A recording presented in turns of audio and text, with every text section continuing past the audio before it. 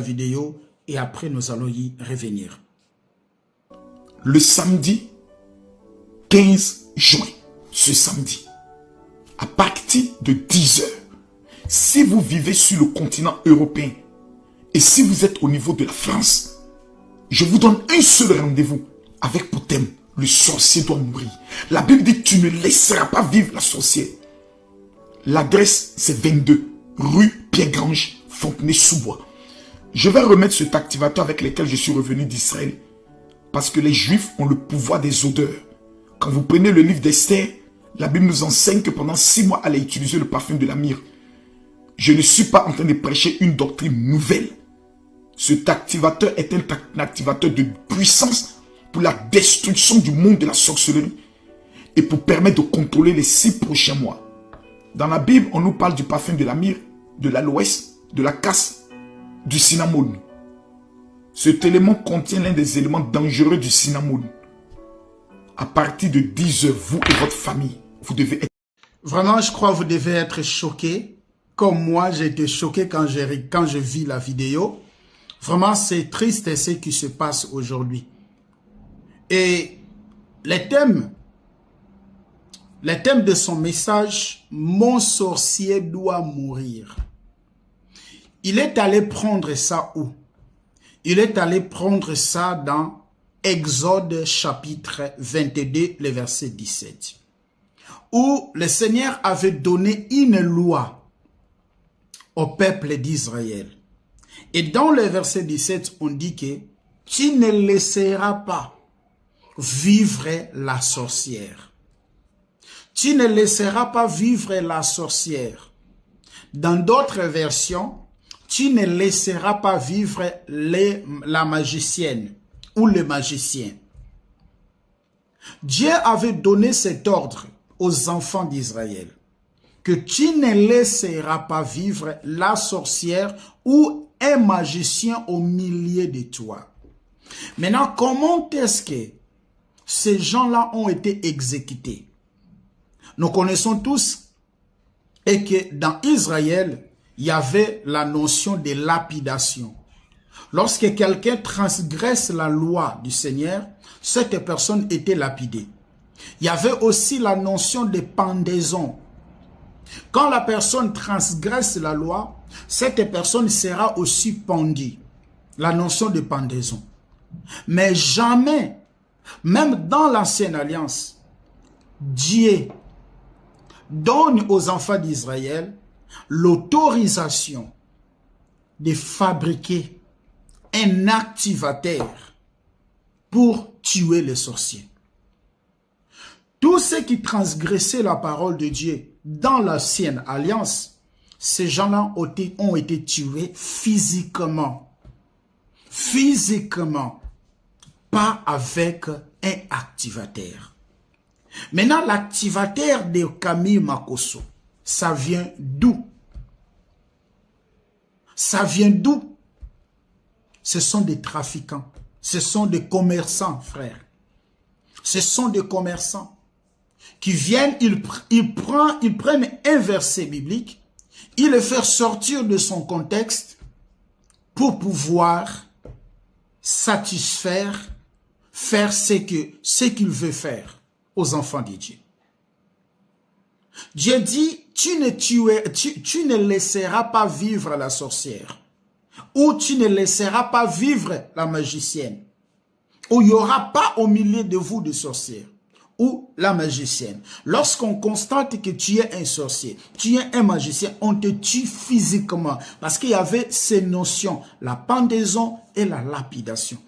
Souvenez-vous de la femme adultère de Jean chapitre 8. On l'a ramenée au Seigneur Jésus-Christ. On l'a dit, maître, nous avons trouvé cette femme dans l'adultère. Et la loi nous dit qu'elle devait être lapidée. C'est ça. Et il y avait aussi la notion de pendaison. C'est pour cela, sur la croix, le Seigneur Jésus ne s'est pas trouvé seul. Il y avait aussi des personnes qui étaient là. Parce qu'il y avait ces notions. Maintenant, d'où vient, mes chers frères et sœurs, activateurs? Et il vend ces activateurs. Il vend ça Donc tu dois acheter cet activateur pour pouvoir tuer les sorciers de ta famille. Donc ils veulent nous montrer que le nom de Yehoshua HaMashiach, le nom de Jésus ne suffit pas. Le nom de Jésus ne suffit pas. Nous devons associer ce qu'ils nous ont ramené. Le nom de Yehoshua ne suffit pas. Nous devons associer ce qu'ils nous ont ramené. Les activateurs qui sont en train de commercialiser. Oh, vraiment, les Écritures s'accomplissent jour après jour. Ah oui, les Écritures s'accomplissent jour après jour. Maintenant, nous allons voir, est-ce que dans l'enseignement de Yehoshua HaMashiach, Jésus-Christ, il nous a demandé de tuer nos sorciers? Est-ce que Jésus nous a dit de tuer les sorciers? Est-ce que Jésus nous a dit de tuer les sorciers? Parce que lorsqu'on parle, on voit ici des sorciers, on voit automatiquement des gens qui nous dérangent, des gens qui dérangent notre vie, des gens qui ne nous laissent pas tranquilles. Est-ce que Jésus, dans son enseignement, il nous a dit ça? Est-ce que les apôtres de Jésus-Christ, parce que nous ne sommes pas les premières personnes, il y a eu les gens qui ont servi le Seigneur avant nous. Est-ce que Jésus a enseigné ça? Qu'est-ce que Jésus a dit? Qu'est-ce que les apôtres ont dit? Le premier verset que je vais prendre avec vous, c'est Matthieu chapitre 5. On va commencer notre lecture à partir de son verset 39. Jésus dit, à partir du verset 38, Jésus dit ceci.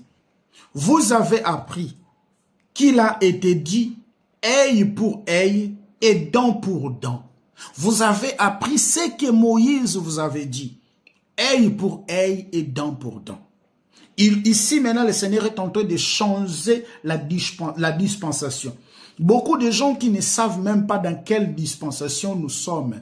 Mais ils s'appellent les révérends. Ils s'appellent des prophètes. Ils s'appellent des révérends. Mais beaucoup de gens confondent la dispensation. Nous ne sommes pas dans la dispensation mosaïque. Non, la loi est venue par Moïse. La grâce vient par le Seigneur Jésus-Christ. Nous ne sommes pas dans cette dispensation. Jean chapitre 1er, le verset 17. La loi est venue par Moïse, mais la grâce est venue par le Seigneur Jésus-Christ. Les gens ne comprennent même pas nous sommes dans quelle dispensation. Nous devons faire des choses selon la dispensation dans laquelle nous nous retrouvons. Pas faire des choses dans la dispensation ancienne, mosaïque. Non, frère. Non. Non. Cela prouve que ces gens-là, ce sont des commerçants. Ce sont des commerçants. Ce sont des commerçants. Et tous les gens qui suivent ces messieurs, frères, il n'est pas seul. Il y en a beaucoup. Vous irez avec eux dans la perdition. Ben oui. Eh oui. Eh oui. Parce que la Bible dit dans Jérémie chapitre 14, le verset 14 à 15. Le sort des faux prophètes sera le même avec ceux qui les suivent. Lisez ça à la maison. Je peux vous donner aussi un autre cadeau. Lis à la maison Jérémie 23.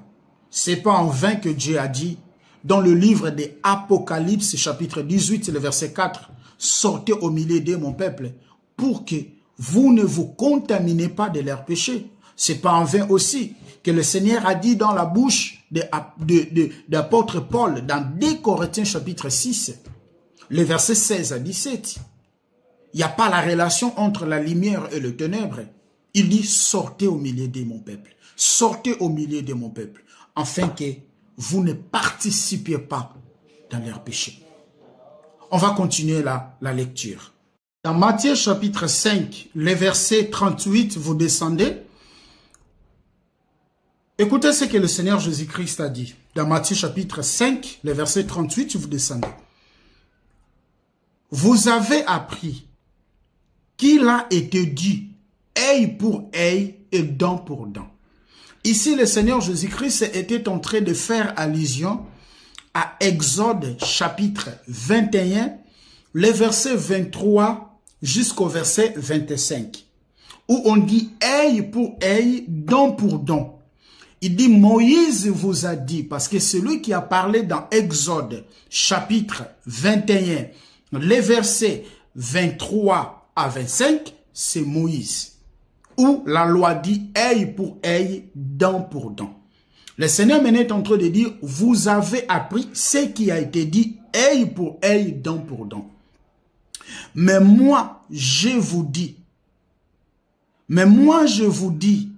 de ne pas résister aux méchants. Si quelqu'un te frappe sur la joue droite, présente-lui aussi l'autre.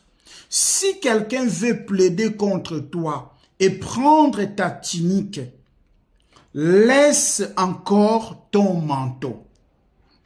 Si quelqu'un te force à te faire un mule, fais-en deux avec lui. Donne à celui qui te demande et ne te détourne pas de celui qui veut emprunter de toi. Vous avez appris qu'il a été dit, tu aimeras ton prochain et tu haïras ton ennemi. Tout ça, c'est dans la loi de Moïse.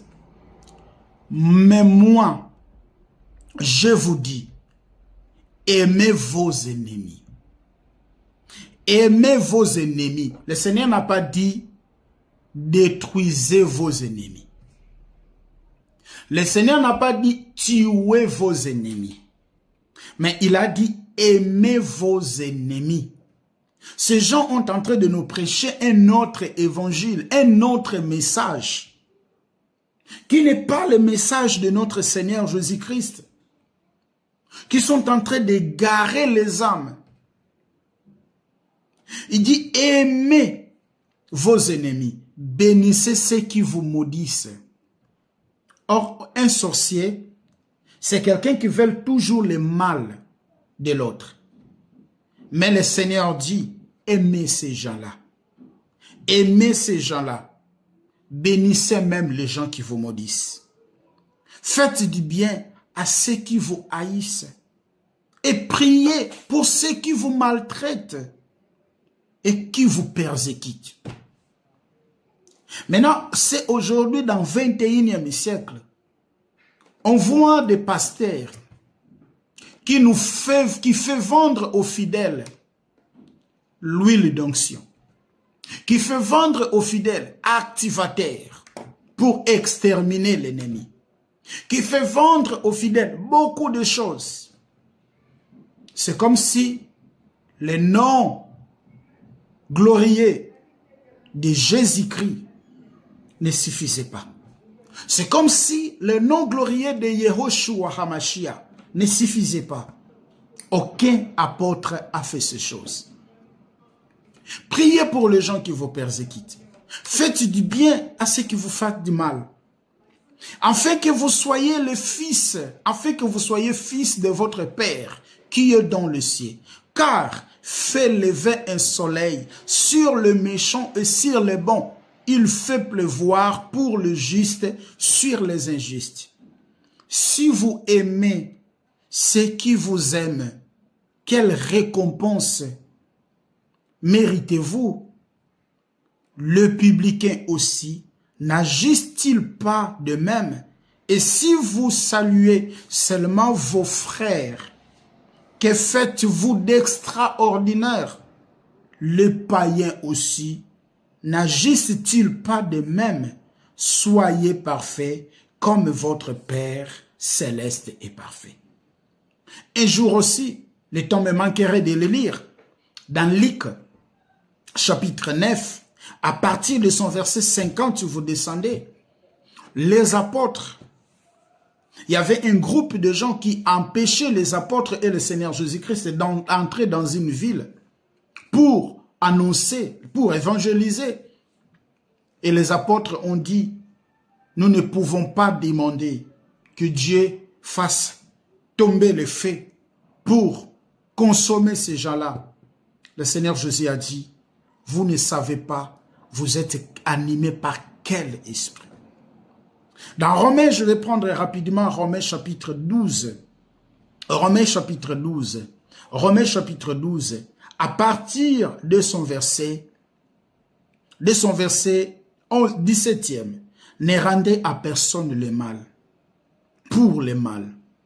Cherchez ce qui est bien devant tous les hommes.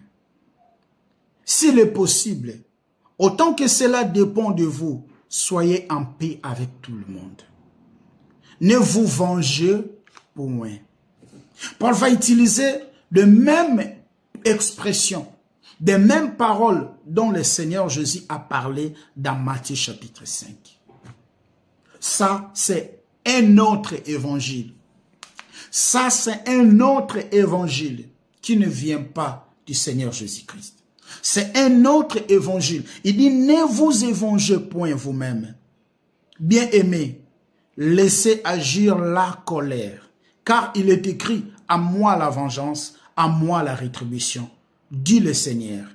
Mais si ton ennemi a faim, donne-lui à manger, pas tuer-lui. Parce que toi aussi tu étais païen comme lui, tu étais païenne comme lui, mais tu as trouvé grâce aujourd'hui d'être dans le Seigneur. Ce que tu dois faire, ce qu'on veut faire, c'est prier pour ces gens-là. C'est prier pour ces gens-là. Toute personne que le Seigneur a créée, tout être humain qui se trouve dans cette terre, il occupe une place dans le cœur du Seigneur. Et le Seigneur sait quelle est la mission qu'il a donnée. Qu'est-ce qu'il fera à cette personne? Il y a les gens, vous pouvez voir aujourd'hui, il est grand sorcier. Mais demain, il peut être un instrument du Seigneur. Le Seigneur peut l'utiliser. Parce qu'on est tous les enfants du diable. On est tous les enfants du diable. David dit dans Psaume chapitre 51, oui, les versets 5 à 7, il dit que ma mère m'a conçu dans le péché. Je suis né dans le péché. Je suis né dans l'iniquité, dans le péché. Faisons attention, frères, avec ce qu'on nous enseigne. Faisons attention avec ce qu'on nous enseigne. Si ton ennemi a faim, donne-lui à manger. S'il a soif, donne-lui à boire, car en agissant ainsi, ce sont des charbons ardentes que tu amasseras sur sa tête. Ne laisse pas vaincre par le mal, mais surmonte le mal par le bien. Donc, ce qu'il enseigne là, ce qu'il fait là, c'est juste du marmaille. C'est juste du marmaille pour s'enrichir. C'est juste de magouille pour s'enrichir. Mais ce n'est pas la parole de Dieu. Ça, ce n'est pas la parole de Dieu. Bon, il a évoqué encore le cas d'Esther. Vraiment, j'ai eu pitié. C'est triste, c'est triste. Il a évoqué le cas d'Esther aussi, qu'elle a utilisé le parfum de myrrhe, qu'elle a utilisé le parfum de myrrhe pendant 6 mois. Ah! Mais pourquoi Esther a utilisé le parfum? Je vais lire ça rapidement. Esther chapitre 2, le verset 12. Écoutez. Esther n'a pas utilisé le parfum pour tuer les sorciers. Esther n'a pas utilisé le parfum pour se venger aux sorciers. Non. Non. Pourquoi Esther devait utiliser le parfum? À la maison, je nous demande de lire Esther chapitre 2, le verset 1er jusqu'au verset 23e. Mais nous aussi, ici, nous allons seulement lire le verset 12e. Vous verrez comment est-ce que Esther, elle a utilisé ses parfums. Écoutez, chaque jeune fille allait à son tour vers le roi Assyrus. Parce qu'il y avait un concours de jeunes filles qui devaient remplacer la reine Fatih, la reine, j'ai oublié, je crois Fatih comme ça, Ophatia comme ça, c'était le nom du roi Assyrus. Il y avait un concours de jeunes filles qui devaient remplacer là-bas. Et ils avaient choisi des jeunes filles. Parmi ces jeunes filles, il y avait aussi là-bas, il y avait aussi Esther à l'intérieur. Il y avait aussi Esther qui était là. Écoutez maintenant, chaque jour, chaque jeune fille, je suis en train de lire Esther chapitre 2, le verset 12. Chaque jeune fille allait à son tour vers le roi Assyrus. après avoir employé 12 mois à s'acquitter de ce qui était prescrit aux femmes, pendant ce temps, elles prenaient soin de leur toilette. Pendant tout ce temps, elles prenaient soin de leur toilette, 6 mois avec de l'huile de myrrhe et 6 mois avec des aromates et des parfums en usage parmi les femmes. Ces parfums de myrrhe-là étaient utilisés pour les toilettes des femmes, pour la beauté justement des femmes. Mais, oh Seigneur, pour justement la beauté des femmes, c'était pas pour tuer les sorciers, c'était pas pour se venger des sorciers, c'était utilisé pour les toilettes des femmes. Mais comme les gens sont tellement ignorants des Écritures, ils vont aller prendre un verset qui vont les arranger et ils vont ramener. Et ils vont ramener. Et vous aussi, il a parlé de la Bible. C'est pour cela, frères et sœurs, vous devez aimer les enseignements, s'il vous plaît. Vous devez aimer les enseignements, aimer la lecture.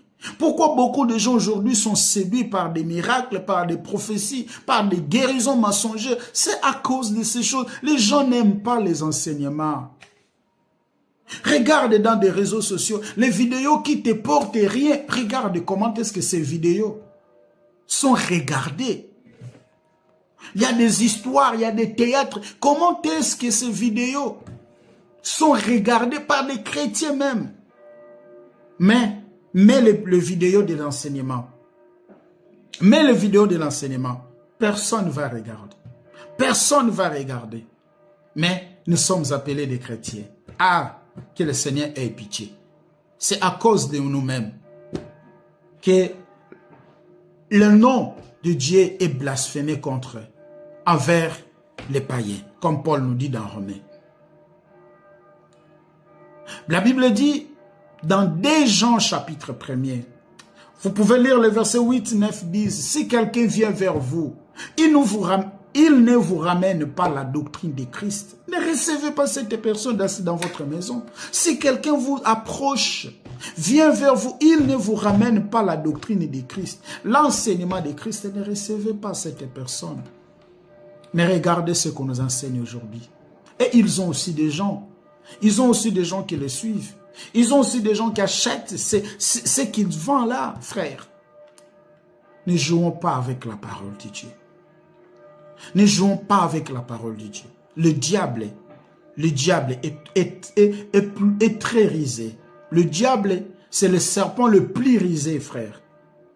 Il utilise de plusieurs manières, justement pour aveugler les enfants de Dieu. Vous savez, le diable, dans le jardin d'Éden, pour manifester sa rise, il vient avec le nom de Dieu. Et deuxièmement, il ajoute dans la parole de Dieu. Et troisièmement, il cherche de capter. Il prend la conscience de l'homme. Et quatrièmement, il égare l'homme. Et cinquièmement, il manipule cet homme. C'est pour cela que beaucoup de chrétiens sont manipulés par ces gens. Beaucoup de chrétiens sont manipulés par ces gens que vous appelez des pasteurs, que vous appelez des serviteurs de Dieu. Non. Ce ne sont pas des serviteurs de Dieu. Nous avons 3 sortes de serviteurs de Dieu. Il y a les gens qui sont nés comme ça, selon Matthieu chapitre 19, le verset 12. Il y a les gens qui sont nés comme ça. Pour faire quoi? Pour véhiculer la parole. Et ils le font sans gain, sans bénéfice. Ils annoncent la parole sans bénéfice. Je vous ai donné gratuitement et donné aussi gratuitement. Et il y a les gens qui se sont faits des pasteurs eux-mêmes parce qu'il n'a rien à faire. Il entre, il achète sa Bible, il ouvre son église, il va toucher à la magie, il devient pasteur. Parce que le diable aussi se transforme à l'ange de lumière. Et ses serviteurs également. Et il y a les gens qui sont devenus aujourd'hui des serviteurs, des pasteurs, des apôtres même, des archibishops, des archipapes, tous ces noms-là que vous connaissez, ont été conduits par les gens. C'est le temps où nous sommes en train de vivre. Nous devons veiller. Nous devons veiller. Ne négocie pas ta foi. Ne négocie pas ta foi avec des miracles. Ta foi avec des guérisons. Personne ne sera sauvé à cause de ça. Merci beaucoup. Que la paix et la grâce de notre Seigneur Jésus-Christ, Yehoshua HaMashiach, vous soient multipliées. Si vous avez des questions, n'hésitez pas de nous écrire. Nous serons toujours là pour répondre. Et veuillez aussi partager la vidéo pour interpeller aussi les autres, pour alerter aussi les autres, afin que les gens ne soient pas tombés à tout vent de la doctrine.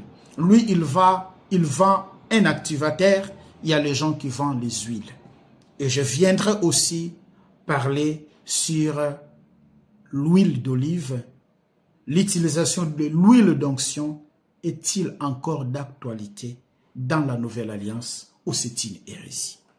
On viendra parler sur ça.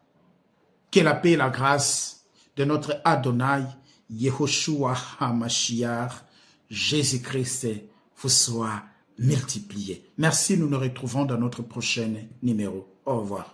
Likez la vidéo si elle vous plaît, et si vous êtes nouveau sur la chaîne, n'oubliez pas de vous abonner et d'activer la cloche de notification afin de ne rater aucune de nos vidéos.